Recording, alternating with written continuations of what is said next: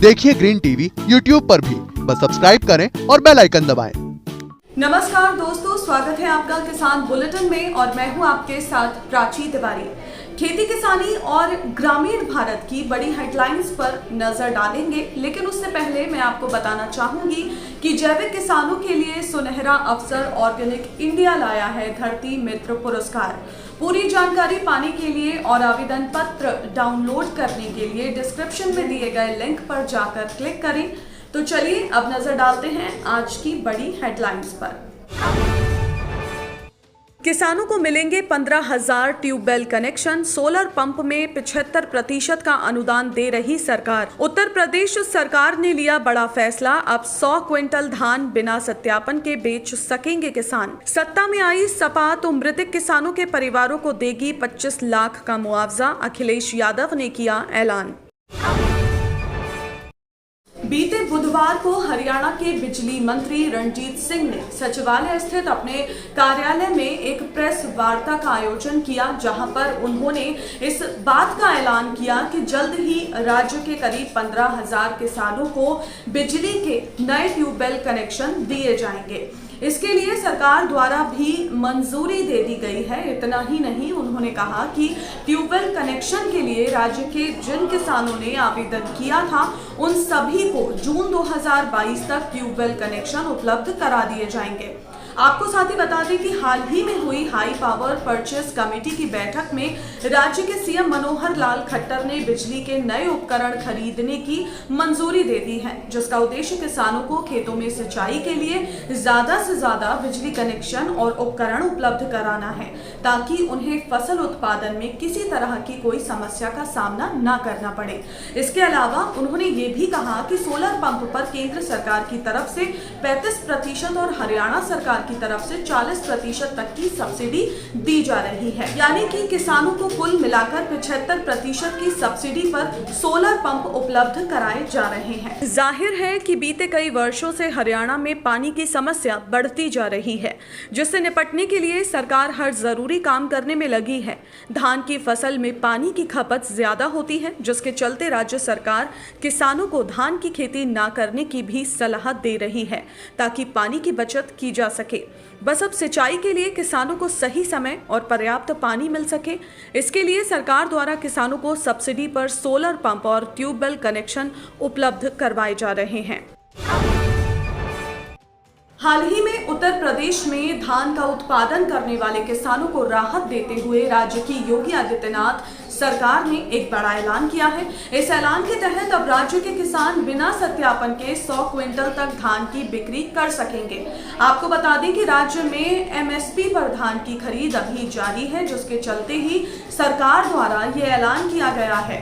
एक खबर की माने तो राज्य के सीएम ने कहा कि किसानों का हित सर्वोपरि है और पारदर्शिता से धान की खरीद हो। इसके लिए ये सुनिश्चित करना जरूरी है कि धान क्रय केंद्र समय से चले और 72 घंटों में किसानों को उनकी फसल का भुगतान हो। इतना ही नहीं, उन्होंने अधिकारियों को साफ निर्देश जारी किए हैं कि धान की खरीदी में किसी भी तरह की लापरवाही को बिल्कुल भी बर्दाश्त नहीं किया जाएगा। जानकारी के लिए आपको ये भी बता दें कि राज्य में कुल 4,370 क्रय केंद्रों पर धान की खरीद हो रही है। धान खरीद शुरू होने के बाद से अब तक 1,461 करोड़ 9 लाख रुपए की 7 लाख मीट्रिक टन धान की खरीद की जा चुकी है।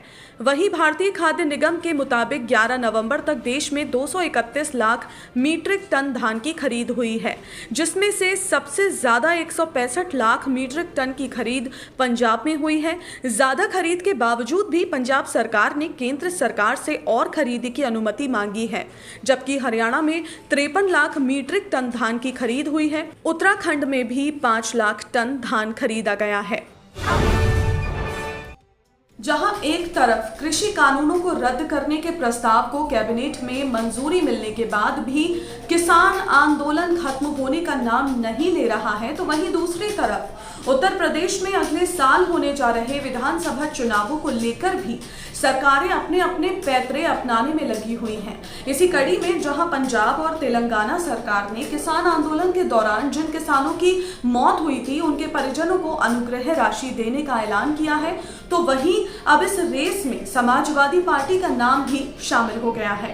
दरअसल अखिलेश यादव ने कृषि कानूनों के खिलाफ आंदोलन करने के दौरान शहीद हुई किसान परिवारों को 25-25 लाख रुपए देने का वादा किया है। इस बारे में सपा अध्यक्ष ने ट्वीट करते हुए लिखा है कि किसान का जीवन अनमोल होता है क्योंकि वो अन्य के जीवन के लिए अन्न उगाता है। ऐसे में हम वचन देते हैं कि 2022 में समाजवादी पार्टी की सरकार आते ही किसान आंदोलन के शहीदों को 25 लाख की किसान शहादत सम्मान राशि अदा की जाएगी। तो जाहिर है कि किसान आंदोलन वापसी के ऐलान के बाद से ही इस दौरान मरने वाले किसानों के परिजनों को मुआवजा राशि देने की मांग की जा रही है। इसको लेकर भी संयुक्त किसान मोर्चा पीएम मोदी को पत्र लिखकर कई बार मांग भी कर चुका है। आपको बता दें कि पिछले साल 26 नवंबर से दिल्ली की सीमाओं पर किसानों के जत्थों ने अपना डेरा जमाना शुरू कर दिया था, जिसके बाद से अब कल यानी कि 26 नवंबर को किसान आंदोलन को पूरा 1 साल होने वाला है। ऐसे में इस 1 साल के दौरान किसी न किसी कारण से करीब 700 से ज्यादा किसान अपनी जान से हाथ गंवा बैठे थे, जिनके परिजनों को आर्थिक सहायता देने की मांग लगातार किसानों द्वारा उठाई जा रही है। तो ये थी वो खबरें जिन्हें हमने आपको बताया विस्तार से, लेकिन इसके अलावा खबरें और भी हैं, तो आइए नजर डालते हैं बाकी की खबरों पर भी। गुरुवार सुबह भ्रष्टाचार निरोधक ब्यूरो यानी कि एंटी करप्शन ब्यूरो द्वारा कर्नाटक कृषि विभाग के जॉइंट डायरेक्टर रुद्रेश अप्पा टीएस के घर पर छापेमारी की गई, जहां अधिकारी के घर पर टीम ने करीब 7 किलो सोना और 15 लाख कैश बरामद किया। आपको बता दें कि एंटी करप्शन ब्यूरो को इस बात की जानकारी मिली थी कि कृषि विभाग के जॉइंट डायरेक्टर के पास बेहिसाब संपत्ति है, जिसकी सूचना पर ही ब्यूरो ने रुद्रेश अप्पा के घर पर छापेमारी की तो वहां उन्हें करीब 7 किलो सोना और घर में 15 लाख रुपए कैश मिला। सोने की कीमत करीब 3 करोड़ रुपया की गई है। हालांकि एंटी करप्शन ब्यूरो द्वारा इस समय जगह जगह छापेमारी का सिलसिला जारी है। आर्टिफिशियल इंटेलिजेंस और कंप्यूटर प्रोग्रामिंग ने लोगों की जिंदगी को आसान बनाने में कोई कसर नहीं छोड़ी है। हेल्थ से लेकर विभिन्न क्षेत्रों में भी रोबोट का प्रयोग धीरे धीरे अब बढ़ता जा रहा है।